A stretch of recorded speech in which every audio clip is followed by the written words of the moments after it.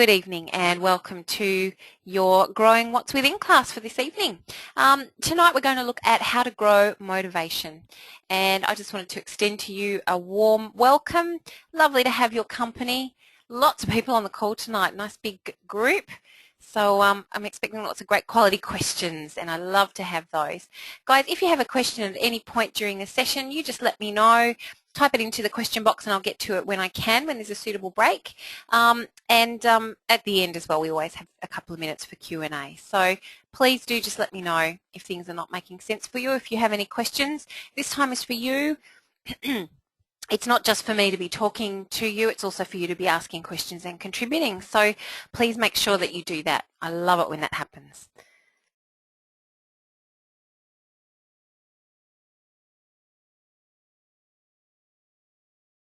Okay, so tonight we continue our Growing What's Within series, and the purpose of this series is to, I guess, equip you with some higher level skills that you might be looking to develop once you've got sort of the basics of coaching under control. So this series really goes beyond your normal coaching structure, what you need to do in a normal coaching session, and it addresses some of the specific internal resources that our clients often say to us that they wish they had.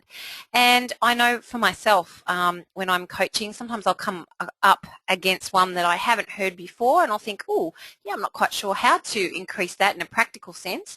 So I'll go off and do a bit of research. And what I've done is pulled together some of that research from the commonly asked questions that I've come across in my time coaching, so that you guys don't have to go off and do that, and you can have a few of these resources and tools just under your belt ready to go at any time. So our clients are ultimately looking for either more resources, so things that they can gain from the outside world, or more resourcefulness, i.e. the ability within themselves to grow what needs to be grown. And as coaches, of course, we believe that everyone has everything they need within them. Either they already know the answer to their question, or perhaps they don't know the answer, but they have the required curiosity or tenacity or stubbornness or whatever it might be to help them go out and be resourceful and find that answer. Now, no matter what your client needs, ultimately, it's about helping them uncover and grow what they want more of, or helping them find that resource to model from other people. And in this series, we're just looking at a number of commonly sought after characteristics and giving you the tools and techniques to help your clients grow those right in front of you in a session. It's the most extraordinary thing when you do this, and there are multiple ways that you can go any of these, but I've just chosen a few of the really useful common ones that you can sort of remember and pull out as little exercises in your coaching sessions. The other alternative is you can package these up and become a specialist in any of these coaching disciplines. So you could become a coaching motivational specialist or a coaching creativity specialist. So you could ultimately, you could put packages around some of these ideas and spend whole sessions doing 2 or 3 of them in a row and put together a package that that would become available to your clients as a package of, say, 4 or 5 or 6 sessions. And there you go, there's a niche just waiting for you to happen. So guys, everything we teach you is a niche just waiting to happen. Everything that we talk about is potentially a product that you can put your own spin onto and resell or make it into a coaching specialty or package for yourselves. So please always think of our classes as that every time that we have some time together, that you should be looking at this as an opportunity. Hey, is this something that's going to be useful for me? Is this useful in terms of, wow, you know, it's really tickled my fancy. Maybe this is an area of specialty for me. Maybe this is something I've just realized I'm kind of already dealing with a lot in my coaching sessions. Maybe the universe is revealing to me what my niche is. And certainly, guys, that's what happened for me with niche. I thought I knew what kind of coach I wanted to be, and at the end of the day, what happened was I ended up doing career coaching more than anything. It was what people already knew that I did as an HR practitioner, and that niche just revealed itself to me, and it was very congruent with who I already was and what people valued in me. So, you know, take those cues from the universe as well. If you find yourself coaching one particular issue or topic or area over and over and over again, and you're becoming more and more of an expert in it and getting great testimonials around that, hey, maybe that's your niche. Just a few ideas there off the top of my head. So how do we uncover the coaching need? Now remember, this series is if you've already got the basics of coaching. Now I know there might be some new people on the call. That's cool. Hang out with us, and some of this stuff is going to click into place for you later on. What I did want to do is remind you exactly how to uncover the coaching need, because this is something I need to see everyone doing a lot more of in your coaching sessions. So just a couple of minutes brief reminder about how to do that at the start of your session. All right, so what happens in a coaching session is that a client presents with a challenge, and as a coach we say to them, hey, how is this an issue for you right now?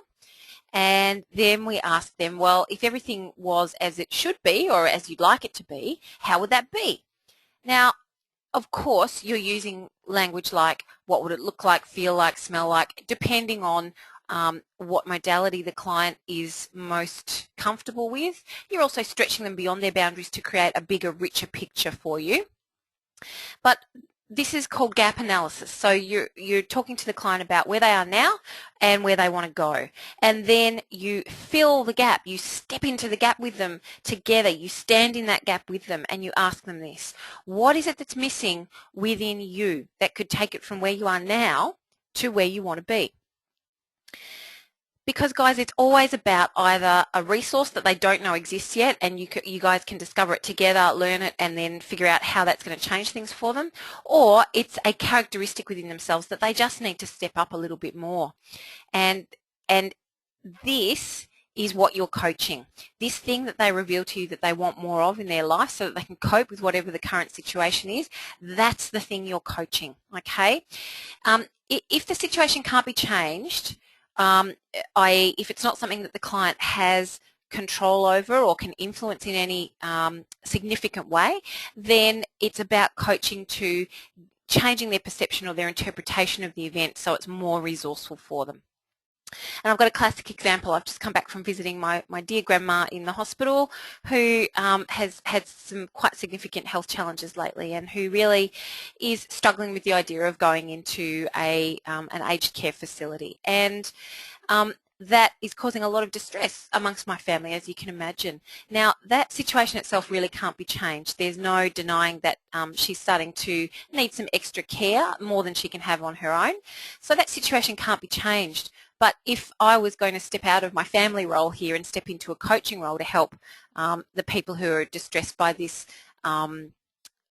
cope with this situation, then there's a perception or an interpretation or perhaps a piece of knowledge or a resourcefulness within them that we could work on bringing out more so that the situation could be better coped with. Is this clear for everyone? Can I get a yes, please, that this is all making sense? I know some of you guys have heard this before, but it bears repeating because this is very, very much what we do when we're coaching. Great. Thanks, guys. So, for example, look, the example we spoke about last week was, I can't relate to my teenage child, so it's an issue for me because we're fighting a lot and it's havoc in the house, and, I just really want us to respect each other and have more fun together. And so as a coach, this is now your chance to identify the gap and say, okay, well, what is it that's missing within you in this situation that could take you from where you are now to where you want to be? And the client would have a think about it, and they might come up with something like, hey, yeah, I guess it's about me being more understanding and less controlling.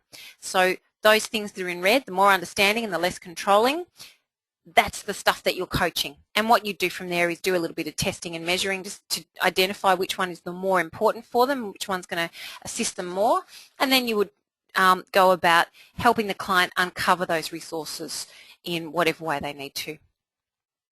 So that's the, I guess the reason I'm doing that example is to just bring everyone up to speed on exactly what needs to happen in a coaching session in order for you to then pull out some of these tools that we're going to be looking at tonight. And one of the things that excuse me, I just need to clear my Goodness me, I've had a nasty throat bug that hasn't gone away for a few weeks. I know I'm sounding very sexy and froggy right now. Okay, so motivation is one of those things that really quite often you're going to end up coaching in some regard. And quite often, guys, this is the situation where a client will approach you for coaching because they're stuck and they want to move beyond where they are right now and they can't find a way to do that. So motivation is something that you will often end up in some way or form working with a client on. In fact, it's probably one of the most common. Motivation is the desire to do things. It's the difference between waking up before dawn to get out on the footpath and run that 5K, or lazing around the house all day. It's the crucial element in setting and attaining goals. Now this is key because this is quite often what clients want from us, is assistance in reaching their new goals. Research shows that you can influence your own levels of motivation and self-control better than anyone else. So to figure out what you want and power through the painful period of not quite being there and start being who you want to be, you'll need a variety of tools to keep yourself motivated. And there's also some self-awareness work that needs to be done here. So as coaches, we're in the absolutely unique position to share this knowledge and build awareness for our clients. And to me, this is one of the greatest privileges of all when you're coaching, is to give someone access to self-awareness that will assist them in driving their own bus and being in charge of their own life for the rest of their lives. They'll never need to get a top-up of motivation again if you guys do lots and lots and lots of great resource installation and uncovering of what their motivational techniques are that work best for them. And this is something that can change your client's life forever. This is a beautiful gift you can give them. Zig Ziglar, who was a wonderful writer who passed away a little while ago, said that people often say that motivation doesn't last. Well, neither does bathing. That's why we recommend it daily. Okay. Now, I've just had a message from someone that they've lost their audio. It looks like it's still working fine on this end. Is everyone else cool? You can hear me? Yep, great. Thank you very much. Yep. Guys, just about invariably, if you're not hearing me, it's because you're on a wireless connection. You need to organise yourselves a wired-in connection. It just makes all the difference. The classes, when they're recorded, are always seamless, so that just shows me that it's not at my end here because I'm hardwired in. It's at your end that that's happening. Okay.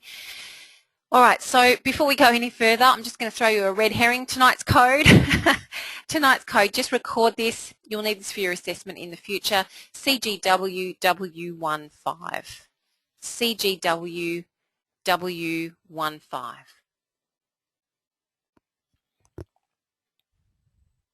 Okay, so I'm trusting everyone's got that, written it down. So I'm going to throw this question to you guys and I want to hear some answers.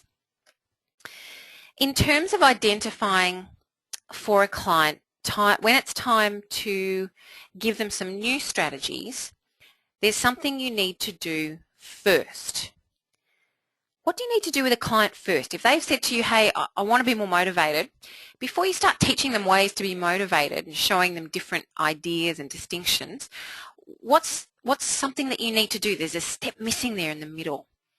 Can anyone tell me what is it we need to do with a client before we just start telling them, hey, you can do this and you can do this? What's the thing we always need to do with our client before we start telling them about our great ideas?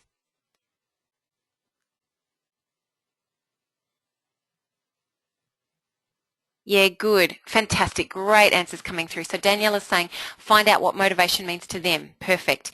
Yasmin is saying, ask them what's worked for them in the past. Pam's saying, motivated to do or be what? Rochelle's saying, ask what they've already tried. Charmaine's saying, find out what they think motivated means. Beata's saying, ask them what will having that give them. Mona is saying help them discover the definition of it.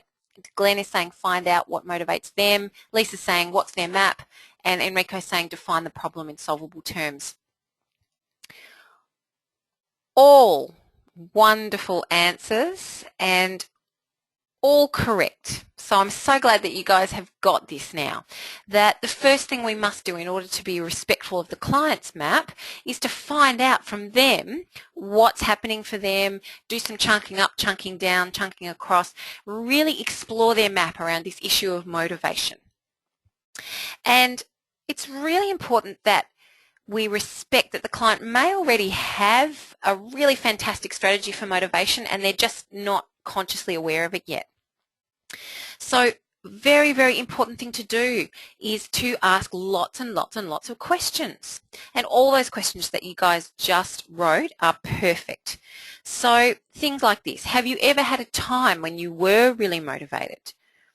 What does motivation mean to you? Who's the most motivated person you know? What do they do? So make sure that you explore the client's map fully. They may already actually know how to be motivated in one area of their life, but they're failing to apply that strategy in another part of their life. Perhaps they've in the past been really motivated and they've just lost the beginning of that thread of motivation, and you just need to help them pick that up again so they can run that same strategy back again. So always, always lots and lots of great questioning and making sure that we're not just plonking our ideas for motivation in on top of the clients. They may already have a strategy that works for them. Can I just get a yes from you guys that you get what this means? And as much as I know that sometimes you might just want to share great ideas with them, sometimes it's not necessary and you put a lid back on that box and you just talk to them about their current strategy for motivation and how they could make it even stronger. Cool. Thanks, guys. So if you're finding that the client is a little bit vague about motivation, maybe in this context, or maybe they're feeling that they really just need to try some new strategies, that what's worked for them in the past hasn't been 100% effective for them, that's when we can go into some more specific ideas about how to become more motivated. And that's what I want to share with you tonight. So let me work into, first of all, some tips for you when you're working with a client like this, and then I want to give you some strategies that you can share with your client to help them get what they want from the session.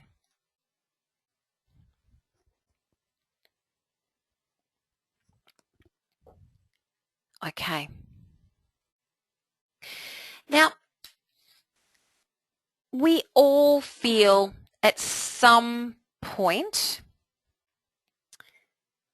okay, guys, sorry, I'm just going to press pause, sorry, for a second. I am getting a few messages that sound is dropping in and out. As far as I can see, everything's working at my end. Is everyone cool? There are some storms around tonight, quite a lot of rain and stuff. I don't know if that's... Yeah, okay. Most people are saying they're fine, so I'm just going to continue. Don't stress. If it's dropping in and out, guys, you can always listen back to the recordings, okay? So we all feel depleted throughout the day. We all have moments when we think, I'm exhausted, I just can't do any more. Or, you know, I'm just going to leave this until I feel more like doing it. And this is true. It's how we're feeling at the time. However, our success depends on us being able to move past these momentary feelings of being depleted. Now, given the role of motivation in being able to be self-regulated, it's crucial to acknowledge the role of higher order thought in this process, and specifically the ability to transcend the feelings at the moment in order to focus on our overall goals and values. So it's kind of about ignoring the current emotional or physical feelings that we're feeling and focusing back on the end goal. If we don't think about that, then we might give in to the need to feel good and just stop trying. And that's where a lack of motivation can really start to become a habit.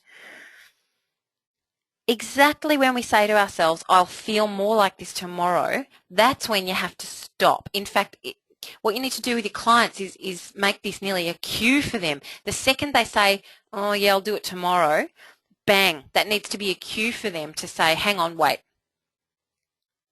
Let me think about why I needed to do this today. Why is this important for me? What benefit is there in making the effort now? And how is this going to help me achieve my goal?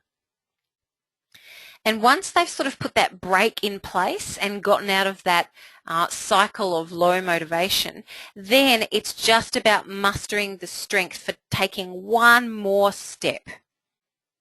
Just one more step. Because once they take the first step, it'll be easy for them to take the second step and the third. Our perception can fool us at times, and this self-deception can really be our own worst enemy. And so these are the kinds of things that you're looking out for as a coach. What are the things that the client is telling themselves that get them into that cycle of not being motivated? What is going on for them internally? It's something they're seeing, hearing, feeling, telling themselves. And you need to coach them and instruct them to put like a circuit breaker in place there and go, wait, hang on, stop. What do I need to do? Why do I need to do this now? What is it going to get me? What was my end purpose here? Why did I need to do this today? So it's about breaking the spiral downwards before it gets started. And you're right, Kerry, it's absolutely about operating from a psychology and a physiology of excellence. We're actually going to look at that shortly. So for you guys as the coaches, here's what you're looking out for. You're looking for, right from the very start of your relationship with this client, you should be looking at clues that they give you about what motivates them and what doesn't. Why did they decide to come to you in the first place? Was it because they were in such shocking, terrible, agonizing pain that they just couldn't take it one more moment? Or was it because they have a very strong dream and they're just not quite sure how to get there? One of them is a moving away from motivation. The other is a moving towards motivation. You also need to look at their rewards needs. Are they someone who can keep going and keep the fires burning and be completely and utterly satisfied by their own intrinsic rewards, their own internal rewards, and telling themselves that they're doing really well? Or are they someone who's constantly seeking approval, feedback, praise, outward signals that what they're doing is okay? If that's the case, then they're very extrinsically motivated.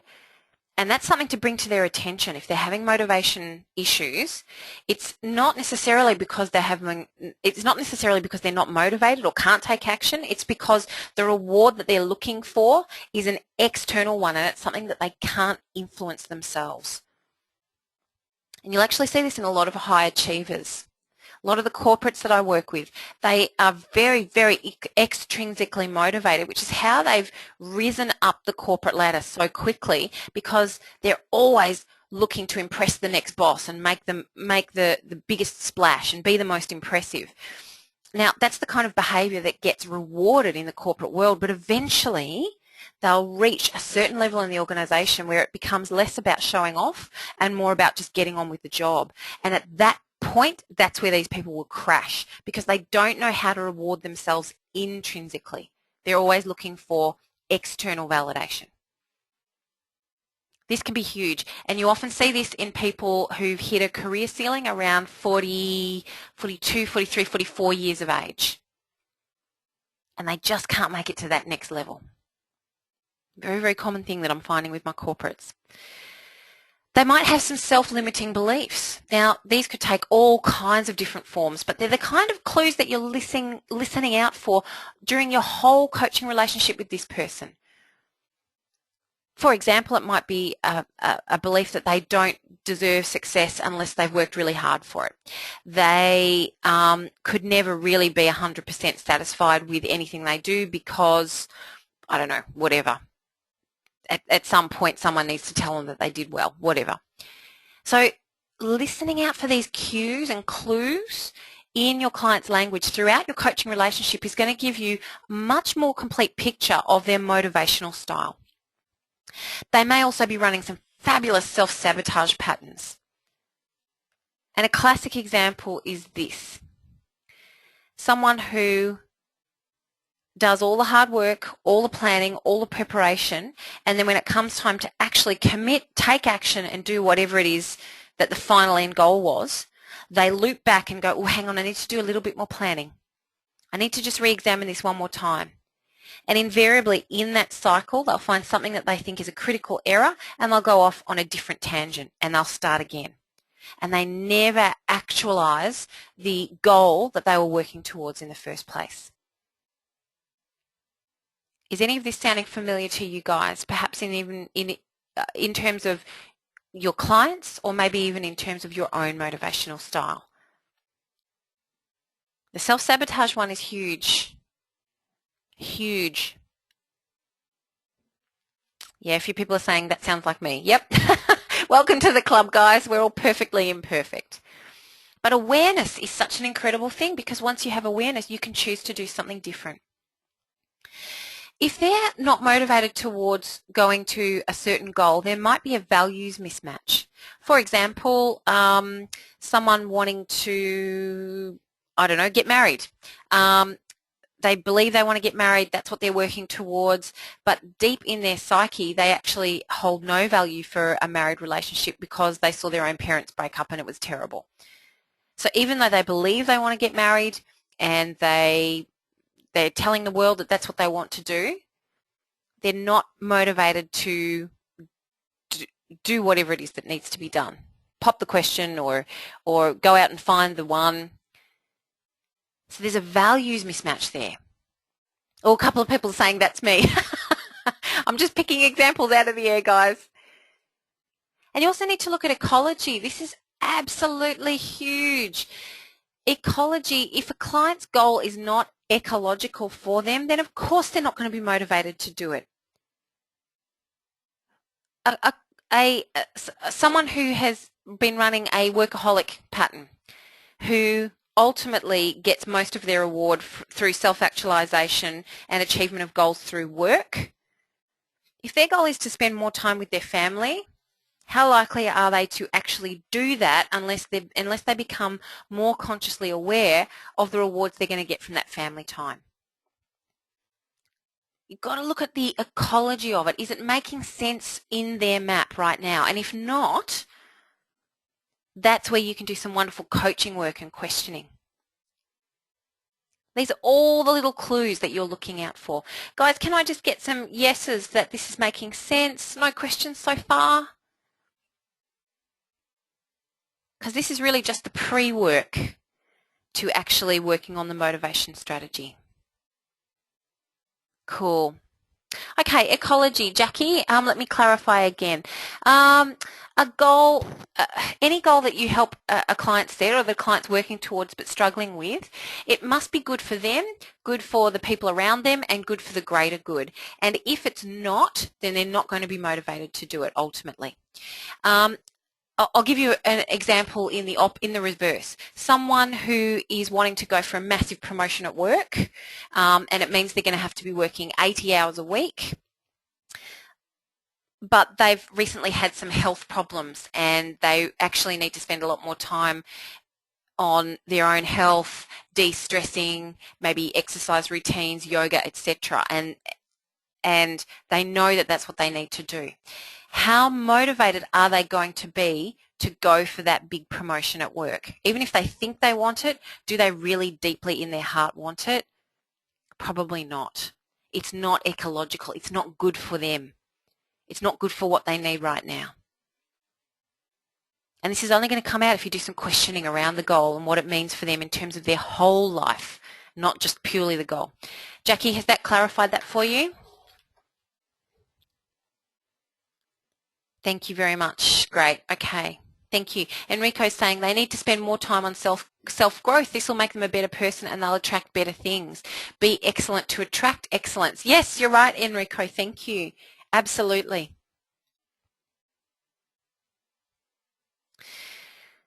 Okay, so when you're working on a client with motivational stuff and you've listened for all those cues, now guys, motivation may not come up until session 3 or 4 with a client. And in the meantime, they have given you all of these clues about what their personal motivation style is, and you are now a step ahead of the game because you already have some clues about what's going to work for them, what's not. So when you get to the point where you're starting to work with the client on becoming more motivated, then there's a few different things that you can do very, very simply to work within their current framework. So clear the stuff that's holding them back. There could be self-limiting beliefs, procrastination strategies, etc., etc. And what do you do with those? You do some kind of a deep state repatterning, a scramble pattern, a matrix therapy if you need to. If these words are not making sense to you guys, it's because they're from NLP. Deep state repatterning and matrix therapies are two different, but yeah, they're two very different processes, but they ultimately reach the same goal of clearing some self-limiting stuff. If you need to work with them on making a bigger, brighter picture, if they actually don't know what it is that they're moving towards, then creating a clear moving toward picture is a very useful thing to do. So this is where a lot of your positive visualization comes in, really getting some detail around what it is they actually want to achieve and how that's going to be for them. What's it going to mean to them? How is it going to impact on all the different areas of their life? So many people will have a goal because they think they should have it, but when you ask them about it, they really don't have a lot of detail. Now, if it's something they really want, help them create a clearer, more beautiful, more detailed, richer picture, and they'll start moving towards it a lot more easily. Of course, goal setting is fantastic for motivation, so you can use the good old SMART goals, plus the way we do it in NLP is to get them to define the new picture, make it a SMART goal, and then drop it, future pace them and drop it into their timeline so that they can see it happening. Beautiful technique to use, extremely effective. Now you can also use pain and pleasure stacking. This is so simple and so effective. Just asking the client, well, what's it going to mean for you if you don't do it? And what's it going to mean for the people around you if you don't do it? Now I want you to future pace 5 years. What's gotten worse because you haven't done this? Now I want you to future pace 10 years. What's gotten even worse because you haven't done this? How is it now impacting negatively on the people around you, the wider community, your loved ones, your health, etc., etc., right? So stacking the pain, and then using that same technique to stack the pleasure on the achievement of the goal. So what's it going to mean for you on the day that you launch that business? What are the feelings you're going to be feeling? What is it going to give you? What freedoms are you now going to be able to enjoy? Now I want you to go 3 years down the track. What impact has this had on your life, the lives of your loved ones, your friends, your family, the wider community, your clients? Now I want you to go 5 years out, 10 years out, 15 years out. Now I want you to go all the way out to the end of your life. What are the incredible amounts of pleasure and growth and contribution and service that you've been able to experience through the creation of this business? So it's called stacking pain and stacking pleasure. Extremely effective technique and so simple because it's just detailed questioning. What's it going to mean for you if you don't do it? What's it going to mean for you if you do it? Have you guys used stacking pain and pleasure before? Is this making sense for you? Cool, just getting some yeses there. Wonderful. Because this is not a technique class, I'm just going through these. These are techniques that you can find somewhere else if you need to. Okay, so using swish technique to swish any negative stuff away and make the positive pop up right in front of the person's face, and using positive visualization, and anchoring any resourceful states that they're going to need in order to become more motivated. So there could be some underlying stuff for your client. In order to feel motivated, they must feel energetic, they must feel clear-headed, whatever. Anchor in those states as well into the motivation. And do you see how all of this is just bringing forth what is already within the client It's using the resources that they already have.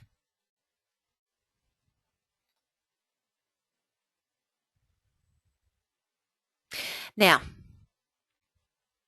if you're doing all of that stuff with your client and you're still feeling like, no, they need some more here, there's some more stuff we need to do, then this is where you can start using some new techniques with them. So here are some tried and true ideas about how to increase motivation.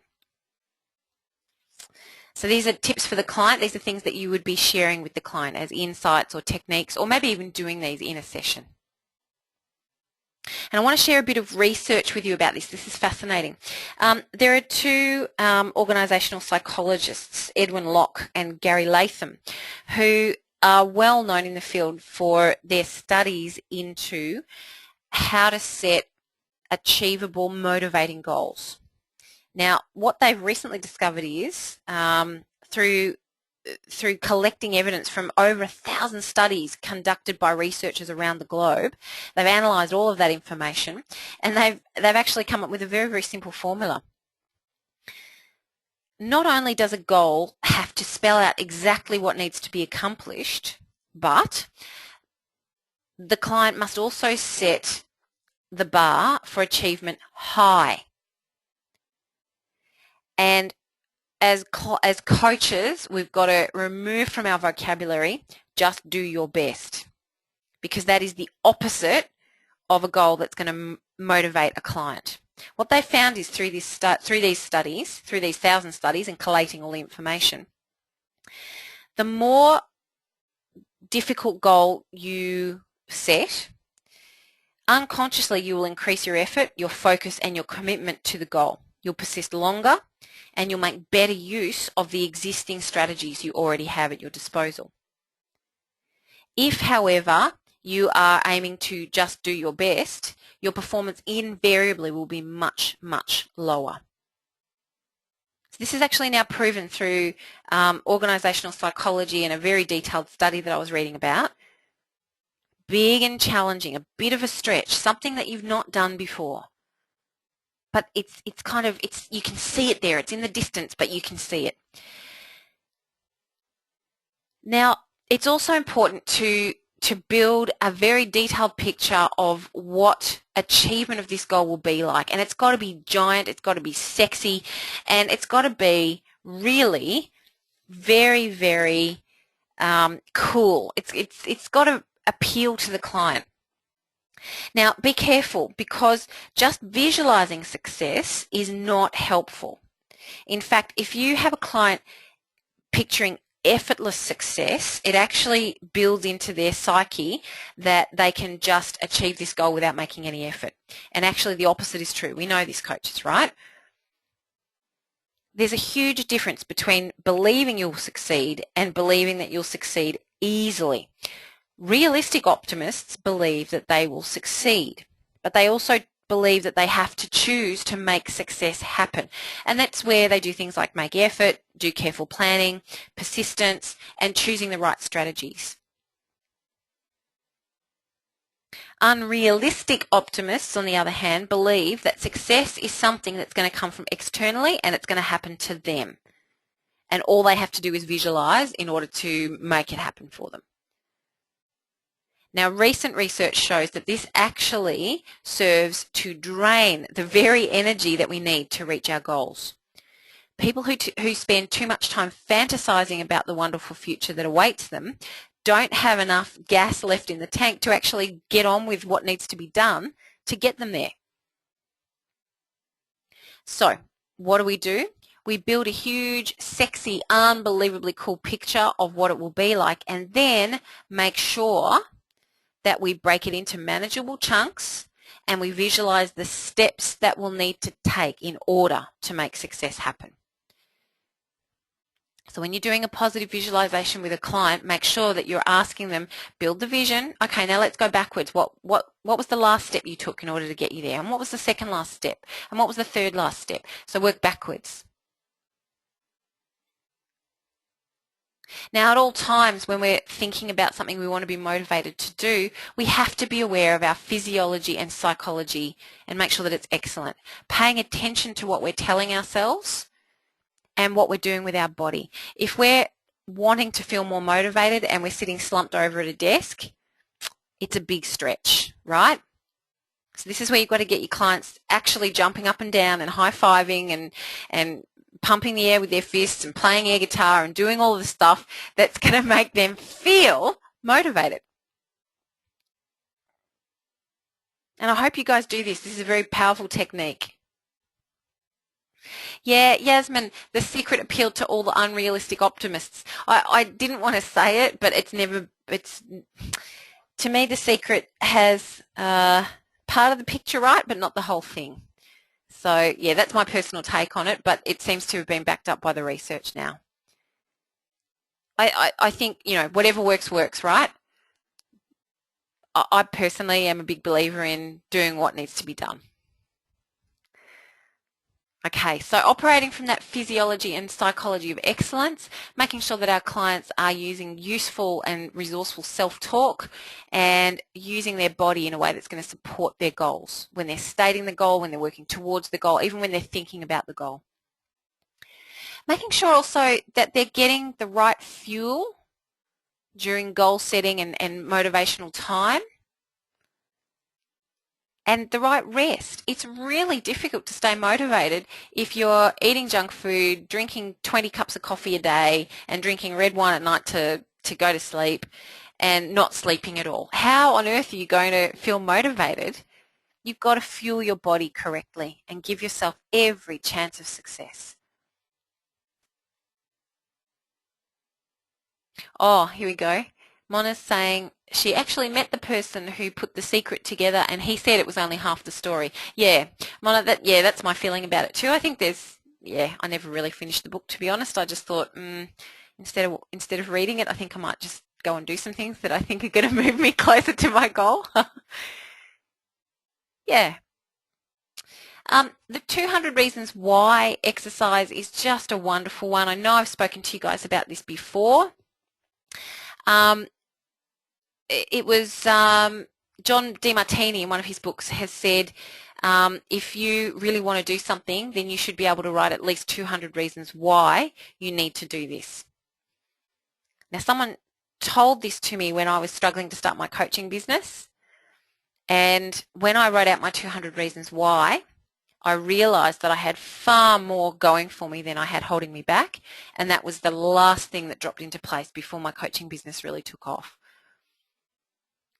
And the 200 reasons why is what I encourage you to do with it is just be really creative. So 200 reasons why the client wants to be motivated to run a marathon, for example.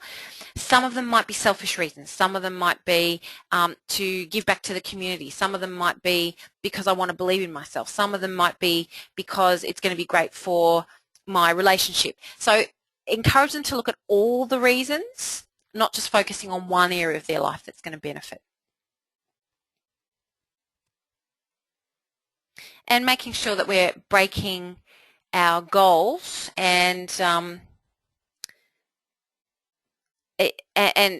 clients' goals into manageable chunks so that they can see their progress and measure their progress and notice what's happening for them.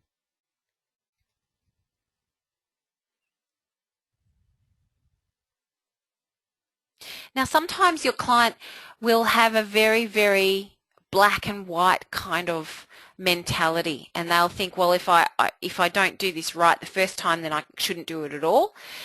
And this is where talking to them about behavioural flexibility is just so important, because so many people think, well, I could never do that right, so I just won't try at all. And they self-sabotage before they even start.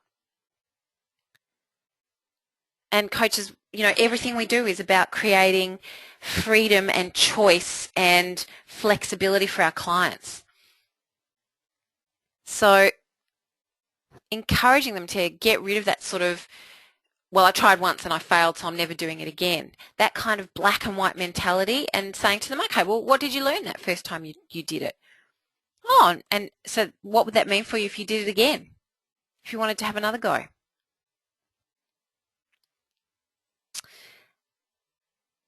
Tony Robbins teaches or uses a wonderful phrase that is just so simple to remember and so easy to say to a client. Motion equals emotion.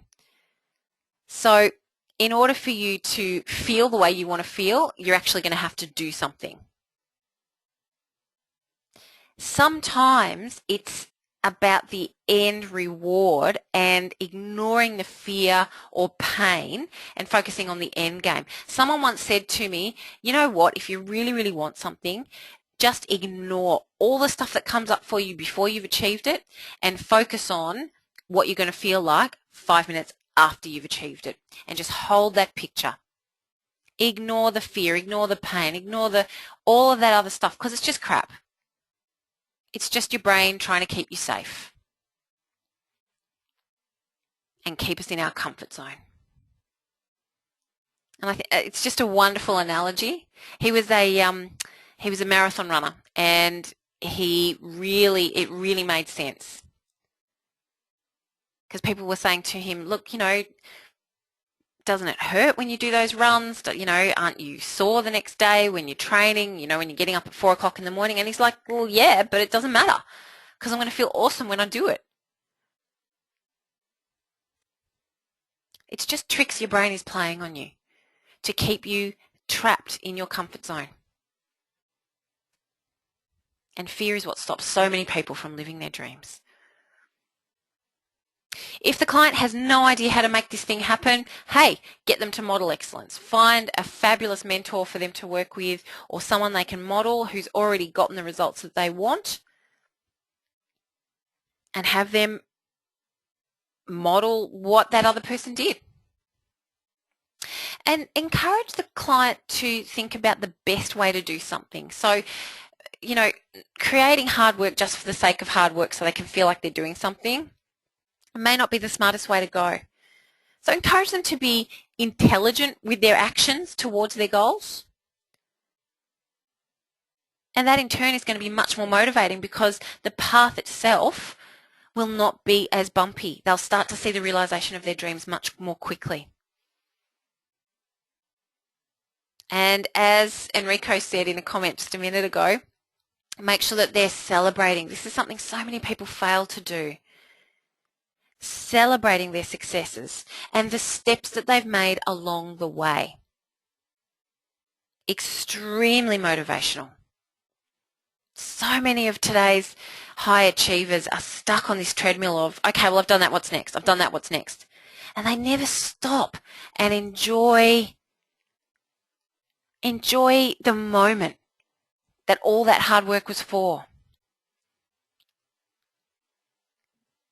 And eventually, all that hard work just starts to be really unappealing and really unattractive. So you've got to encourage them to build in rewards and celebrate.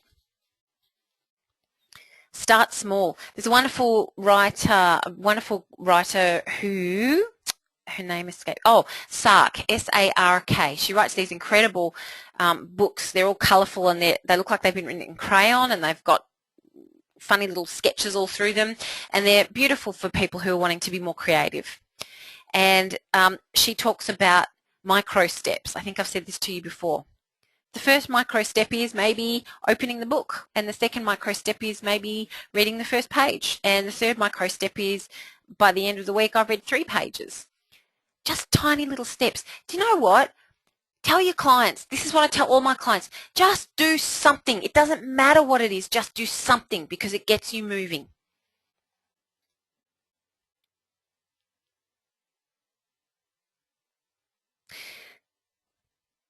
So guys, I would love to know.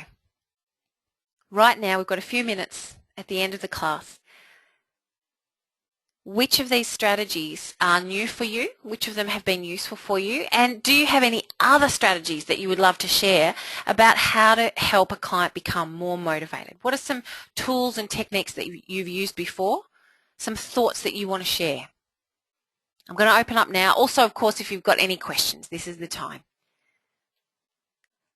You've just been given dozens of great ideas about how to assist your clients become more motivated, not only through coaching technique, but also in exercises that you can do with them and strategies you can share with them.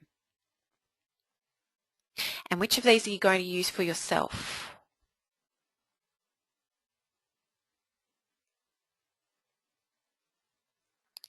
Lisa's saying, when you achieve a goal, buy a badge. Lisa, what do you mean by badge? Like you mean like a pin or something you can put on your jacket? Okay, here we go. Layla's saying the future belongs to those who see what is going to happen before it happens, by Eric Agyeman. Okay, the book is called Let's Go, Chase Your Dreams. Yeah, great. Okay, thank you. Jackie's saying, look how far they've come already. Yep. Oh, yeah, right, Lisa. Okay, Weight Watchers uses the badge system. Yes, of course. As does Alcoholics Anonymous and all of those programs do. They have little tokens that they carry around, I think. So, yeah, a physical reminder of how far they've come. Wonderful. Great idea. What other strategies could we share? What motivational techniques have spoken to you tonight that you would like to use yourself? Yeah, Daniela, Stacking Pain and Pleasure and 200 Reasons Why, both ones that I've used myself, on myself and for clients, both incredibly powerful. Daniela, I went to a Tony Robbins event where he did an incredible pain and pleasure stacking exercise, and quite honestly, there were 3,000 people in the room, and it was frightening when he did the pain stacking.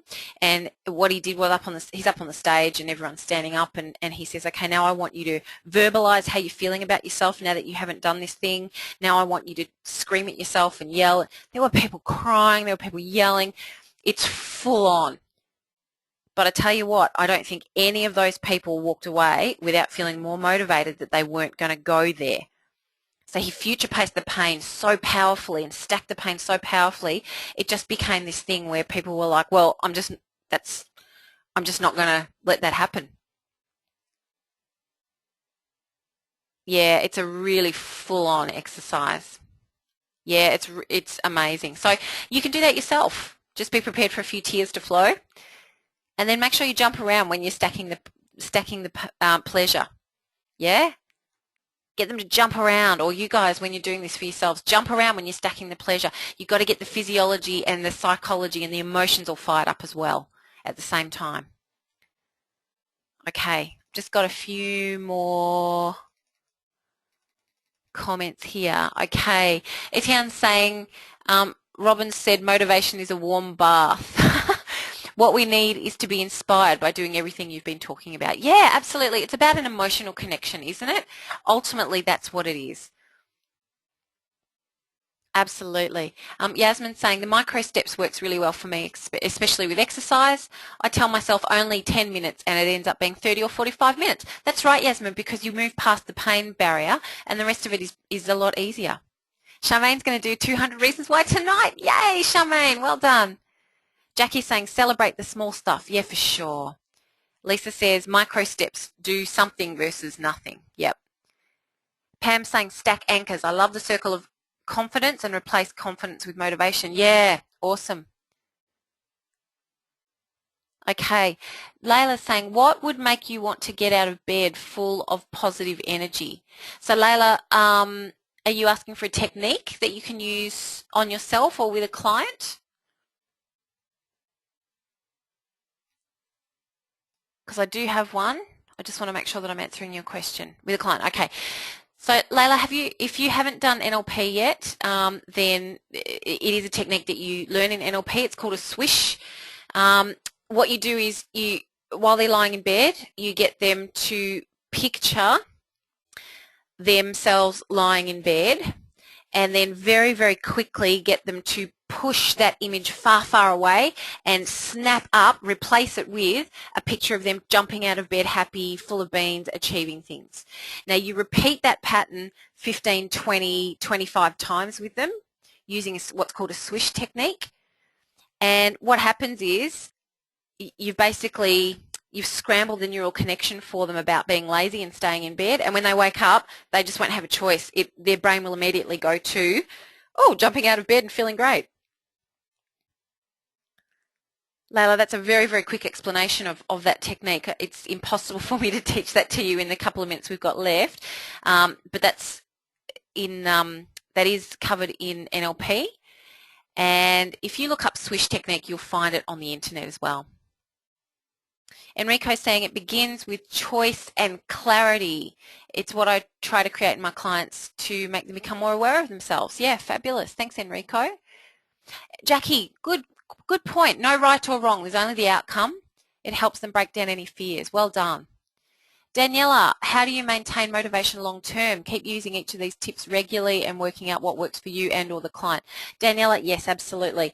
I have been in lockdown in my business, not seeing sort of not doing my regular consulting work and just doing pure product creation for the last 5 months. And to be honest, it's challenging at times to stay motivated.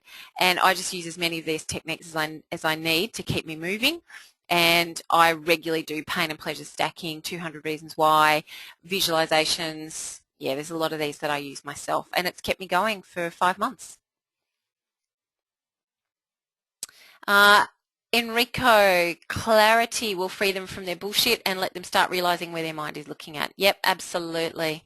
Good on you, Charmaine. Thank you. Kerry's saying, I'm going to use Stack Pain and Pleasure in my upcoming emotional eating seminar. This will be perfect for this group of clients. I agree, Kerry. And just ask their permission before you do the exercise, please, because it can be a painful one. It can bring up some stuff. So make sure you get their permission, get their okay. Okay? All right, guys, I am going to have to sign off because it's time. It's time for us to start our next class, our ICF class. So please come back and join us again from 9 till 10. And tonight we'll be looking at, it's the second last of the ICF classes we'll be doing live, and tonight we'll be looking at the ICF Code of Ethics, a fabulous class for you guys to come along to.